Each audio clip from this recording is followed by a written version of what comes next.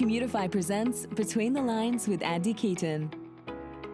Each week, we explore the challenging issues transportation demand management professionals face on their journey to transition commuters from driving alone to more sustainable, shared, and active commuting habits.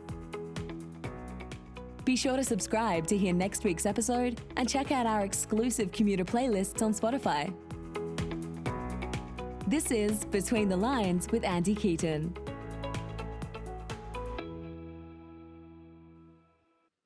Hi, everyone, and welcome aboard to episode 1 of season 2 of Between the Lines. Today, we have a really interesting, kind of unique episode. We're talking with Jerome Horn. Jerome leads Transit Center strategies around increasing representative leadership and inclusive decision making in the transportation field. He's a Mass Transit Magazine 40 Under 40 honoree. And the founder and previous board chair for the Young Professionals in Transportation Indianapolis chapter. He rides transit whenever possible, likes to bike, and curates this really cool, extensive collection you can see behind him of transit memorabilia known as the International Micro Museum of Transit. He's all over social media. I've been following him for quite some time. I'm really excited to have you on. Thanks for joining us today. Thanks so much, Andy. I'm excited to be here and looking forward to our discussion today. Awesome, cool. So today we are talking about this term I'm kind of calling transit evangelism and how that's going to help save the planet. But before we get into what this means and why it's important to just evangelize transit and talk about it and make it cool, I want to talk a little bit about what you do as your day job because that's important and it gives some good context to the conversation. So, can you tell me a little bit more about what you do at Transit Center? Absolutely. So, first, I'll start by just giving people a little bit more context of what Transit Center is. So, we're a private foundation. Yeah, we're a private foundation based in New York City, but our focus is national. And really, we kind of focus on transit advocacy, transit policy and research, and now leadership development, which is a new program area. And that is the new program area that I'm developing and leading. And so, the impetus for this is that we really think that the transit industry is at a time of a critical junction where we really need to make some decisions about how we move forward. And we know that leaders and who leads and how they lead is really important to ensuring that we have better outcomes for our communities. So my job is really focused on how do we increase representative leadership in the industry, having people that not only look like those who they serve, but also have the lived experiences, and also highlight that anyone can be a leader regardless of their title and position and level at a transit agency. And it's really about how you carry yourself and the positive influence you have. I think that's so interesting and obviously really important. Can you talk just a little bit more? I want to dive into that idea of representative leadership, having leaders, look and have the same life experiences as the people they're serving. Why is that important? Why is that something that transit agencies really need to be focusing on now? Yeah, well, I think as with many things, the last 2 years have revealed a lot about our society and culture, and that we see that there are many things that are unjust and unbalanced. Transit Hmm. serves a very diverse group of people, and it's important for that leadership to understand the lived experiences of those who they serve. And that is not just, as I said, not just looking diverse, but actually being diverse in how you lead. And so that means taking into account the consideration of people who may not think like you, may not have the same ability level as you, different backgrounds. Using myself as an example, as a gay black man in America, I'm very conscious of how I move through public space and how I may be perceived.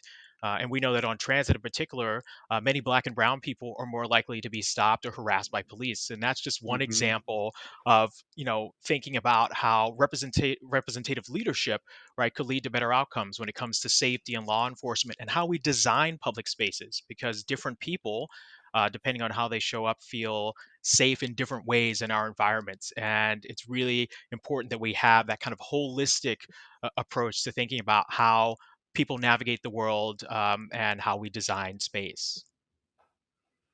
Yeah, no, I mean, that's really, honestly, I mean, I'm excited to see what you and Transit Center do as you work with transit agencies around the country, because it is an important issue. And this topic on itself could be a whole episode. Maybe we'll have you back a future episode down the line. We'll really just dive into this.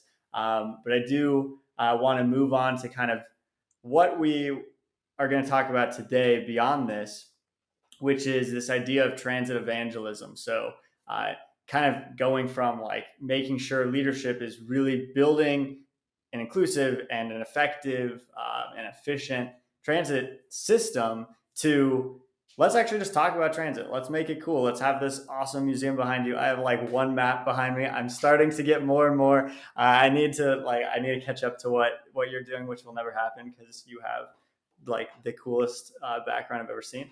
But let's start with this. You love public transit. You talk about it all the time. Why do you love it? What was there one experience in your like youth that was like, oh man, this is cool. I'm going to get started just talking and loving public transit. How did it get started? Why do you love just talking about it? Yeah.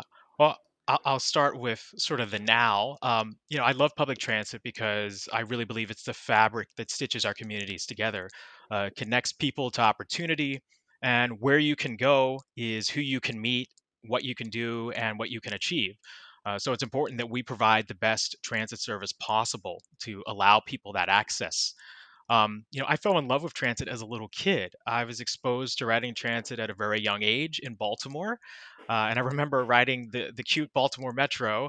And I was always thrilled when I could sit at the railfan window at the front of the train. And for those who don't know, railfan window is basically a window that allows you to see directly out of the front of a train and see where you're going. And I remember being so excited because there was always this rush when we went from an elevated section and plunged into a tunnel. And I don't know, for a little toddler, that was just something that really got me going. Thomas the Tank Engine, I blame that too. My dad Yep. bought me the first version of Sim City.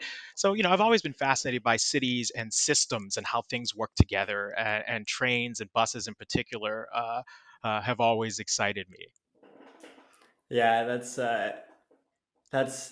yeah, that railfan window. It gets a lot of us. I mean, like not quite the same, but similar. Like I remember the first time I visited London, they had their double decker buses with like on the top you can sit right in front. And I thought it was so cool. You could see out the front of the bus and like see the city as you move around. A little different than being on rail, but kind of the same experience as well. Um, so I want to talk a little bit. I think within certain communities, within like the transit, the urbanism community, obviously it's really cool, and people love talking about public transit and like recognize how awesome and great it is.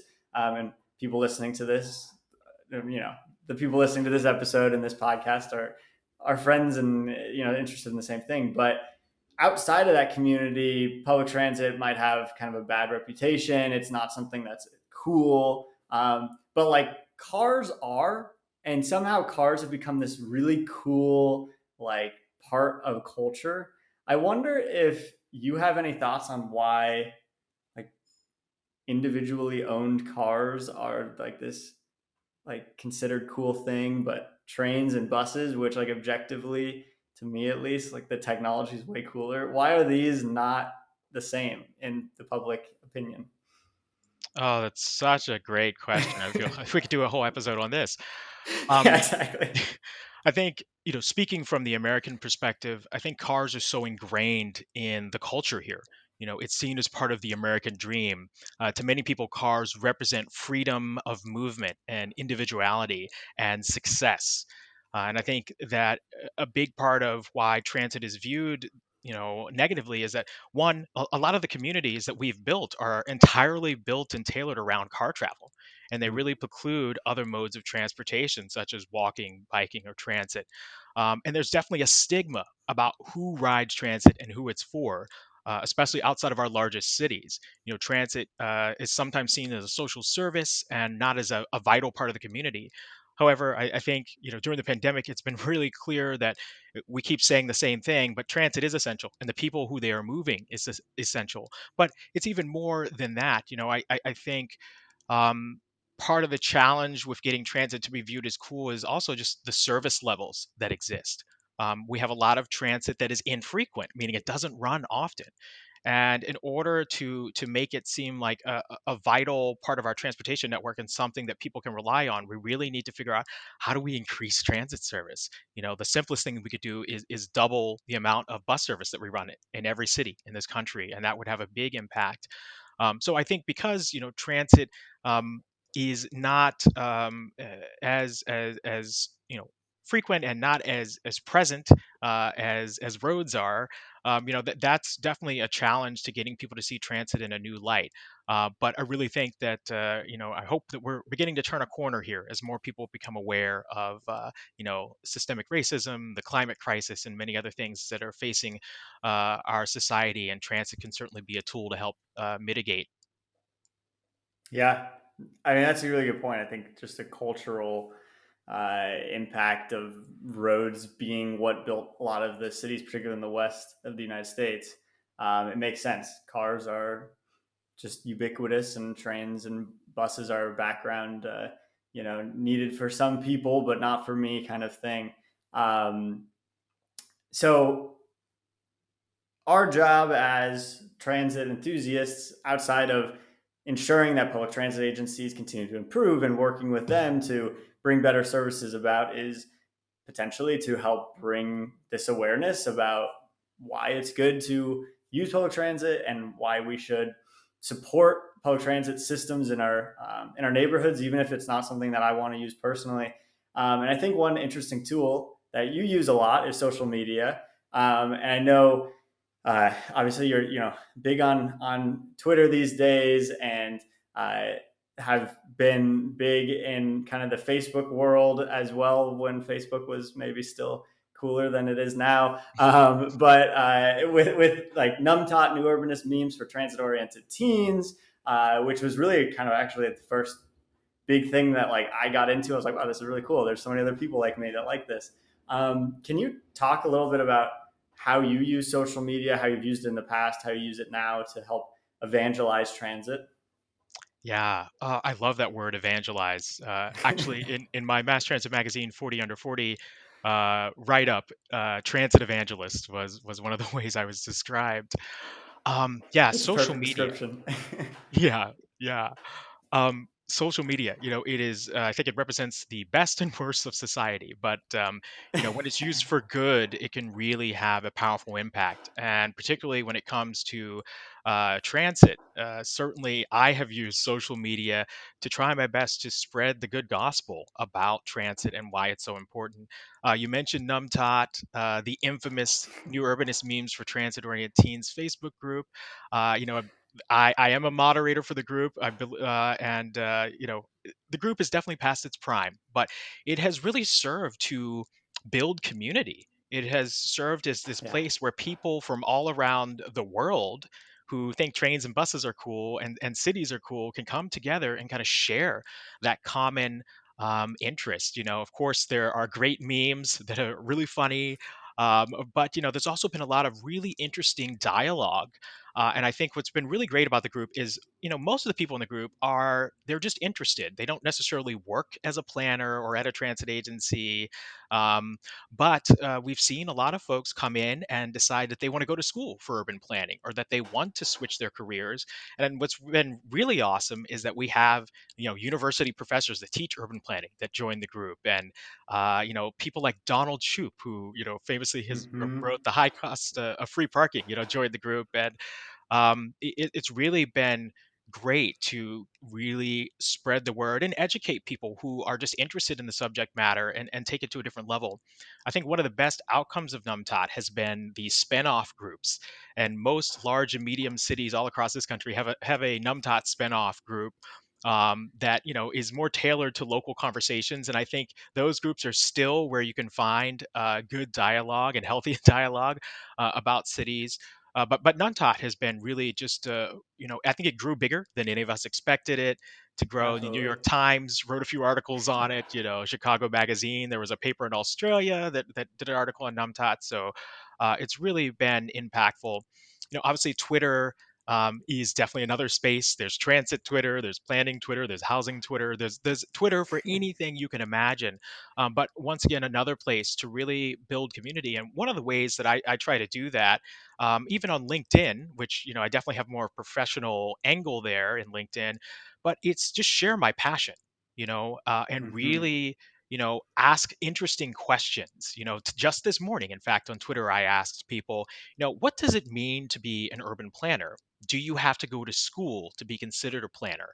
And I really think it's important to reconsider who we consider a planner and how you can become a planner. Because I am of the personal belief that you don't necessarily need to go to school, as I did not go to school for planning.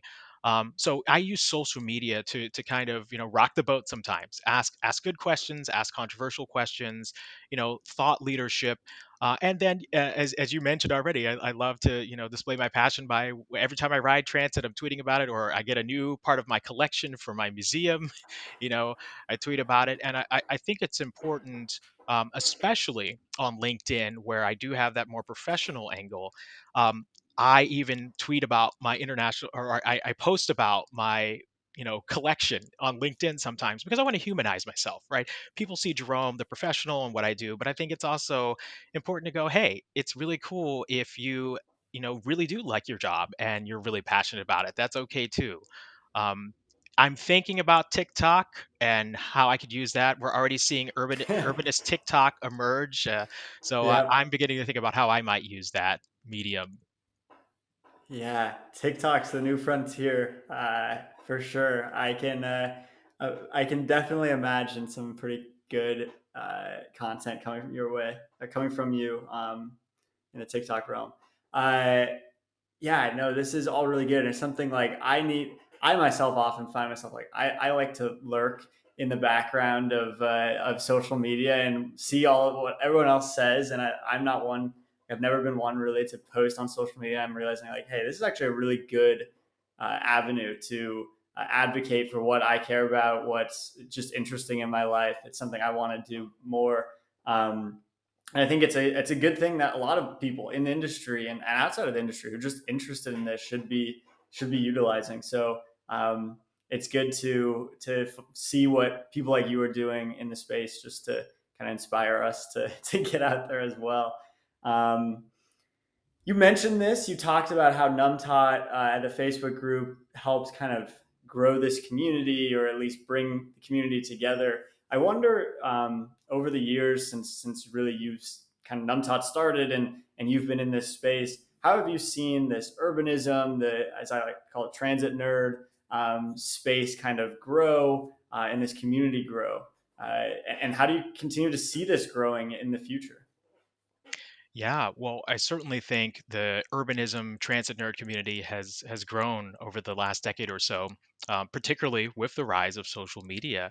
Um, I think many people are becoming more conscious of systemic racism and how it's literally built into the fabric of our Hmm. communities, and you can see this play out historically in urban planning and transit. The climate crisis is getting worse, and people are waking up to those realities, and I think they view transit as a tool to help mitigate that. And the cars have done a lot of damage to our communities, and the ongoing rise of car crashes and pedestrian fatalities has many people questioning the roles that cars play in our society and built environment. So I think those are a lot of the factors that have contributed to a rise of the urbanist. And I think what's been really amazing to see is there's all these great YouTube channels out there now of people, some people who are actually planners, people who are not, people who are just enthusiasts and advocates putting out some really great content, and really kind of providing more mainstream, or getting the message out to the masses about transit, and some of the challenges that cities face. I think one way that I want to see this grow is really talking about the importance of advocacy and organizing to make change happen.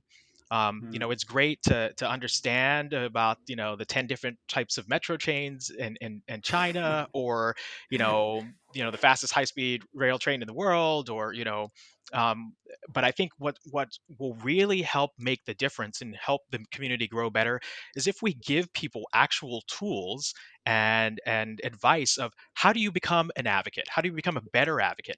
Hmm. Things like building and organizing a movement. How do you build allies? If you're a person that lives in a city and you want to see better transit, get to know the staff that work at your transit agency. A lot of times there are people that work at transit agencies that are just as passionate, if not more passionate, than you are. And I was one of them. So I can say that. When Yep. I worked at Indigo in Indianapolis, I viewed myself as an internal advocate, and I aligned with a lot of our advocates on the outside.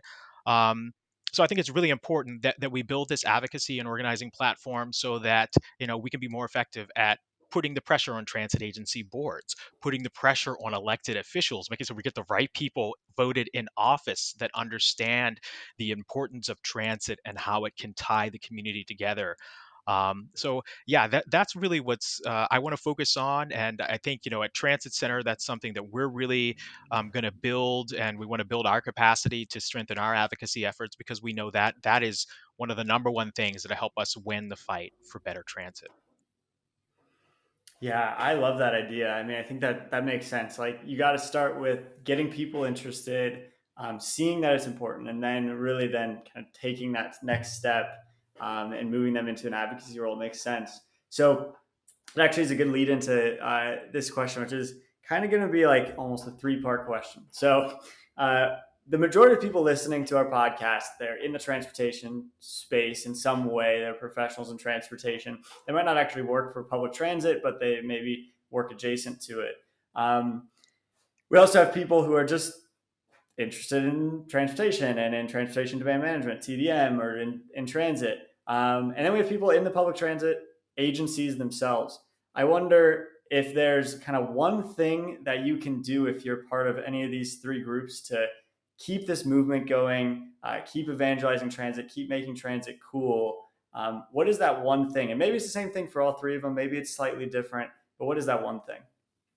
Yeah, I think the number one critical thing we can do to better evangelize transit is to tell better stories about transit and the impact it has on people's lives. I think from the transit industry perspective, we don't do a good job of telling our story. And we need to speak in clear terms that are relatable to more people. Transit, Mm-hmm. especially those who work in the industry, they know, or people that are adjacent to it. There are so many acronyms, right? The Yep. FTA, a DOT, and NEPA, and all these things. Um, but I think that if we can tell better stories and highlight, real people's lives and how, this bus went from running every 45 minutes to every 15 minutes, and it allowed this person to keep their job, because Yeah. the transit all of a sudden became more reliable and dependable, or you know for example, in Indianapolis, one of the great stories is when we built our Red Line BRT, there were a number of young families that went down to one car and they chose to Mm-hmm. live near the line because they wanted to have that lifestyle where they weren't beholden to having a car, where they felt like they actually had more freedom by getting rid of a car and being able to take transit. So it's really just talking to people about how this impacts people's lives every day. And we just need better ways to highlight those stories and get them out there in front of people. Yeah, I mean, it's that's like it reminds me like I need to also, I need to be part of this. Like, look, we should all be talking about our stories with transit as well. Like, I grew up in a suburb, um, thought cars were what you did, and you drove cars, and that made sense. And then I went to college in Berkeley in California, and I was like, wait, people don't like drive to class; they just walk or they take the bus. This is so weird. Now I live in Montreal, and I don't even own a car. I like sold my car. I was like, they have got a public transit system I can use, and it's great. And I think my life's way better when I don't have to drive places. It really frees me up. It allows me to kind of, um, I don't have to figure out where parking is. I don't have to like have this. Selling my car on its own was like the biggest pain ever. I was like, this is the last time I'm ever selling a car. I never want to own another car again. Um, so yeah, I mean, that's a great point. Tell those stories of public transit. And I'll just add to that. Yeah, selling your car. I was so excited to sell my car before I moved here to New York City. I didn't even talk about it. I was like almost ashamed that I had one, right? Um, Yeah. but to me it was very freeing to be able to get rid of it. I was like, oh, no Oh more yeah. insurance, no gas, no maintenance. It's goodbye. But the caveat is I realize that, I'm an exception. I live in New York Right. City. There is no other place like New York City in this country that really has that level of transit. But even here in this city, right, we still have our problems and issues with the transit system and connectivity. Um, but I think the more we can normalize it for people and see that, hey, yes, you can live a full and fulfilling life without owning a car, I think we'll get more support for building better communities and more transit. Yeah, I agree. I definitely consider myself, lucky and privileged to even have the opportunity to not own a car, not have to rely on it, and it'd be great to allow other people to have that opportunity as well. Okay, so I have, we're kind of coming up on time here, but I have two quick questions to end us off. One is we can't have an episode with you on here and not talk about your International Micro Museum of Transit. It's awesome. Like you said, you post pictures about the new things you get.